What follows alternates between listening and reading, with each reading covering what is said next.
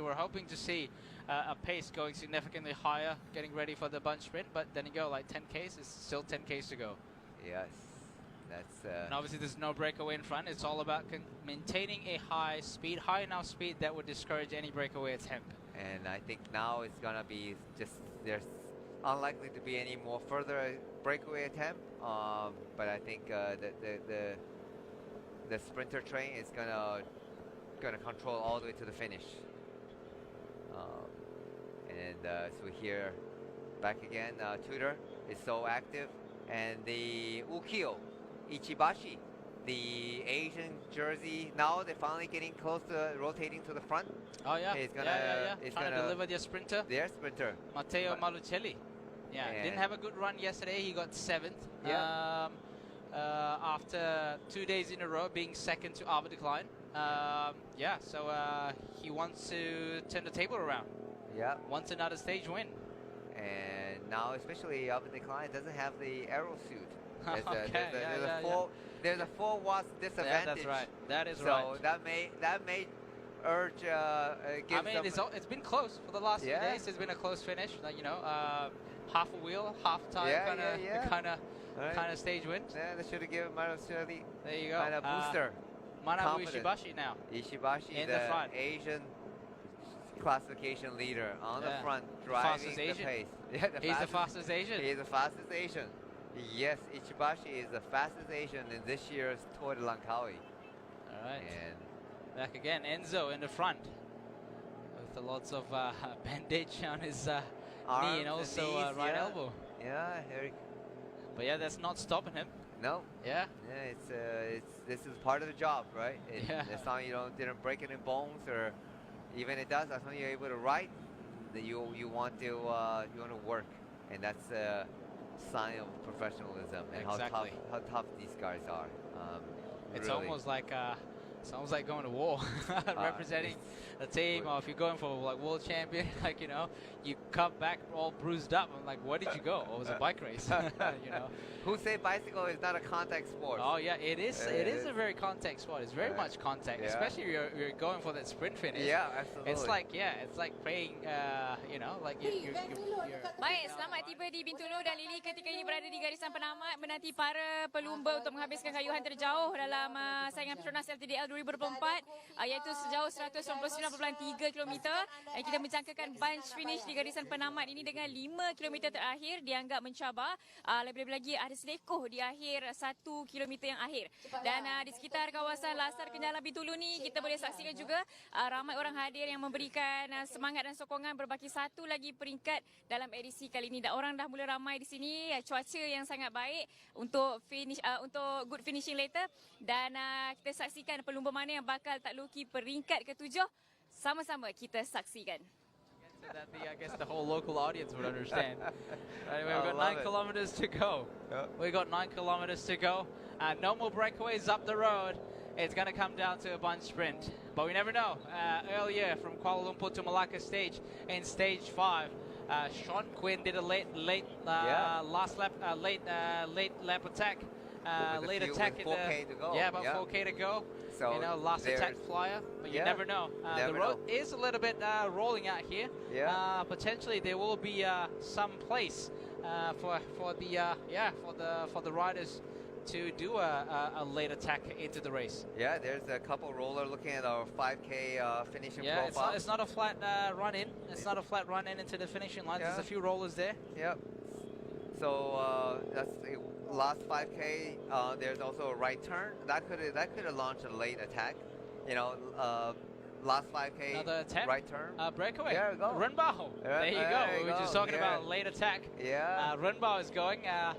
I don't know what's in his mind, but obviously, now or never. Yeah.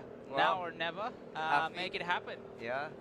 It's at least the Malaysian fans are cheering. I know his father will be watching and cheering. And right now, again, it's all up to the sprinters team to chase that down. Well, might as well you go, right? Because you have no more sprinter, because the crash happened in stage 2. So you might as well just go and just get yourself out to the front. That's right. At least get a taste of what it's like trying to break away. Even though it doesn't succeed, at least you know you know, in order to get to the front of these World Tour riders, trying to break away from them, how hard it is and how many watts you need to generate in order to stay away. So kudos, and at least at least cheer up the Malaysian fans who are watching on the roadside right now. There you go, yeah. We're in the town of Bintulu now. You can see 7K to go. 7 kilometers to go. And there is there's a right turn. I think they just took the right turn. Yep. They're gonna go for another about 2K. Then another right right after turn. another sharp right turn. So don't look back. Don't look back, run ball. Don't give up. You just give up a little too early. Probably you noticed that the pace was a little bit too fast that he can handle. If I can hear the shifter going behind on the back, you know, that's Peloton, right. the guys are coming.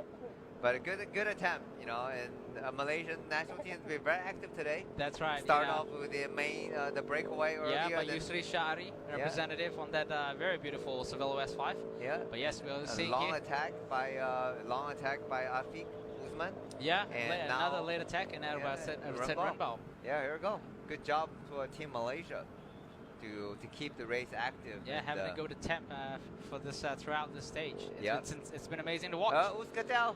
Yeah, Uskadi is trying to do a flyer, and then I think he's trying to get to the last the right hand corner after the 5K and see if he can get away. Yeah, that's critical because it's quite a sharp right turn there. You would want to get it first. You can when you enter the corner first, you get the best race line. That way you don't have to slow down.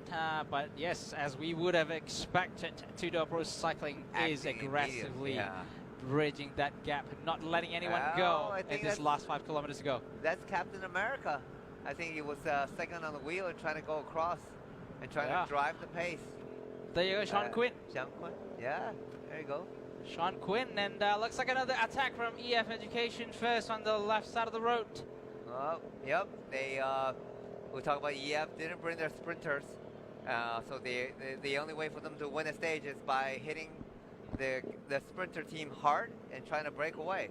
And it's going to be 1-2 counter attack until there you go. They've taken the right-hander. And we're getting close to the finish line. Oh, there you go. Tudor Pro Cycling with EF Education rider. Looks like Stefan de Bot just behind Simon Pelot's wheel.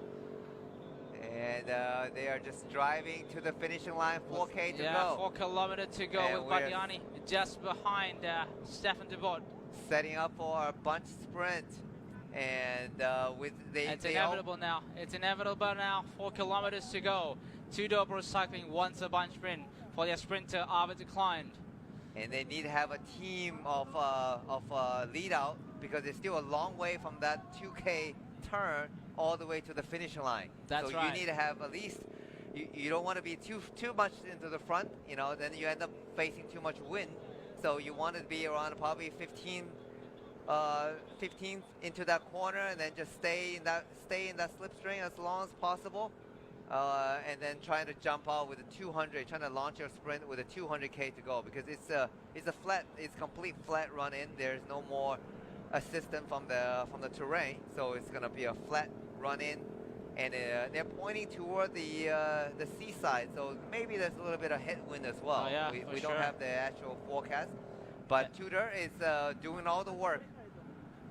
Yeah, for sure. Doing all the work, making sure that the pace is fast enough to avoid any last-minute flyer. Looks like Ukyo is getting organized on the right side of the road for their sprinter Matteo Malucelli.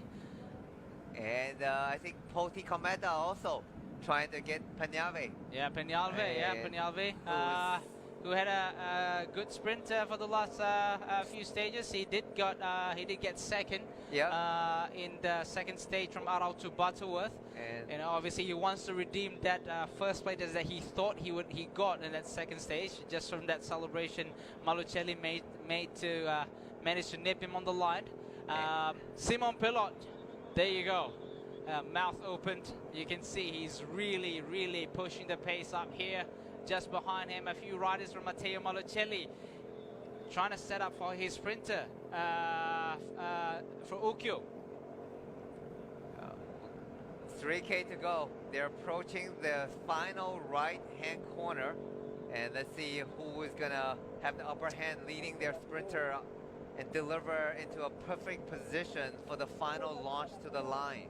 Yeah, that's now from this point on, the road is going to be slightly downhill run before they reach that 2 kilometers and have that right-hander.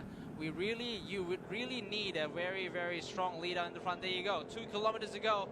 It's not far from the sprint line now. They're about to take that right-hander.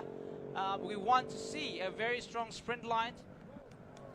There you go. We can see there aren't many organizers. There's going to be a little bit of a chaos trying to come in first into that corner. It looks like DSM, Max Paul as well, helping out with the lead out for Casper Van Uden. It's good to see the GC jersey, the race leader, going in front, working for the teammate. Looks like it's all out for here. Looks like Team DSM has the upper hand on this last 2 kilometer. This is very exciting, Danny. Let's see who's going to come for the sprint win. It's almost too early to pull so hard, you know, with 2K to go. But let's see if they get reorganized. Yep, the pace slowed down just a little bit. Max Paul now driving the pace with 2 kilometers to go. And there's no more corner. It's going to be a straight run-in, flat straight run-in. Max Paul is in the pole position. He's pulling everyone right now. There you go. We can see there on the live feed 500 meters sign, but they're about 1 kilometer to go to the finishing line. We'll see some Politicometa sprint train as well from the live feed. I see Team Astana. Astana is also trying to get into position for their sprint. Delivering. There you go. Ceresa, he did a lead out for sprint number 3. He actually get sprint number 3. So we shall see if we have good legs left for the final sprint.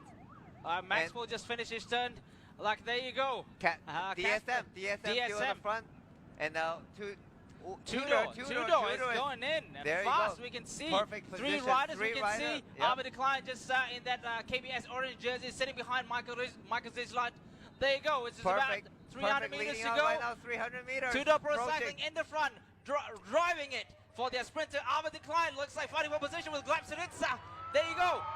There you go. The pace is on. The pace is on. The pace is on. Matteo Maricelli, you can see there, just behind Albert Decline. There you go. There you go. And Albert Decline in that orange jersey. Gleb Syriza just behind him. Matteo Maricelli on the right side. Oh, Matteo Maricelli gets it. He got the better of Albert Decline after 2 stages, getting second behind Albert Decline. Today is the day for the Italian sprinter from Ukiyo. Wow. Well, he also just confirmed that he's also just one of the fastest men.